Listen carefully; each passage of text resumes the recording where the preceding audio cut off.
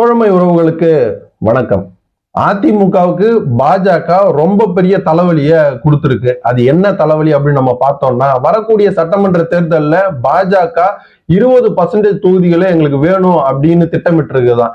20% தொகுதி அப்படின்னா கிட்டத்தட்ட ஒரு 59 தொகுதிகள் எங்களுக்கு வேணும் அப்படின்னு சொல்லிட்டு பாஜக ஒரு மீட்டிங் போட்டு இந்த திட்டத்தை முடிவு பண்ணியிருக்கான். இந்த திட்டம் எடப்பாடி பழனிசாமிக்கு எந்த அளவுக்கு பெரிய தலைவலியா இருக்கும் அப்படின்னு நம்ம பார்த்தோம்னா, பாஜக 59 தொகுதிகள் கேட்டு அதை நம்ம கொடுத்துட்டோம் அப்படின்னா மற்ற கட்சிகள் எல்லாமே அதிக தொகுதிகளை தான் போட்டியிட விரும்புவாங்க. ஒவ்வொரு கட்சியும் வரக்கூடிய சட்டமன்ற தேர்தலில் நம்ம அதிக தொகுதிகளை போட்டிட்டு தனி சின்னத்துல போட்டிட்டு நம்மளுடைய கட்சியை வளர்க்கணும், நம்மளுடைய கட்சியை பெருசுபடுத்தணும் அப்படின்னு சொல்லிட்டு தான் நினைப்பாங்க.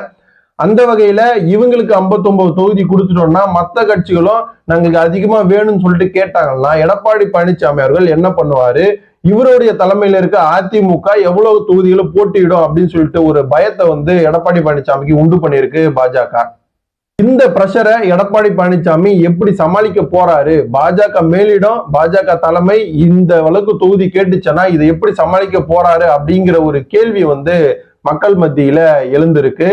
அது மட்டும் இல்லாம எடப்பாடி பழனிசாமி அதிக தொகுதிகளை போட்டியிட்டு அதுல வெற்றி பெற்று நம்ம ஆட்சி அமைக்கணும், இன்னமும் அவரும் கூட்டணி ஆட்சின்னு அப்படின்னு சொல்லல, பாஜக காரங்க கூட்டணி ஆட்சி சொல்லிட்டு வந்தாலும் தமிழகத்துல எடப்பாடி பழனிசாமி கூட்டணி ஆட்சின்னு சொல்லல, அதிமுக தலைமையிலான பயங்கரமான ஒரு ஆட்சி நாங்க ஆட்சி கட்டில அமர்வோம் அப்படின்னு தான் சொல்லியிருக்காரு தலைவர். கூட்டணி ஆட்சி அப்படின்னு சொல்லல. இப்படி இருக்கும்போது இவங்களுக்கு 59 தொகுதி நம்ம கொடுத்துட்டோம்னா நாம எவ்வளவு தொகுதியில் போட்டியிட போறோம் அப்படிங்கிற ஒரு கலக்கம் எடப்பாடி பழனிசாமி மத்தியில இருக்கு. எடப்பாடி பழனிசாமி அவர்கள் பாஜக கேட்கிற 59 தொகுதிகளை கொடுப்பாரா, இல்ல அதை கொடுத்துட்டு மற்ற கட்சிகளையும் தொகுதிகளை வாரி வழங்குவாரா, இவர் கம்மியான தொகுதியில போட்டியிட போறாரா அப்படின்னு சொல்லிட்டு நாம பொறுத்துனது தான் பார்க்கணும்.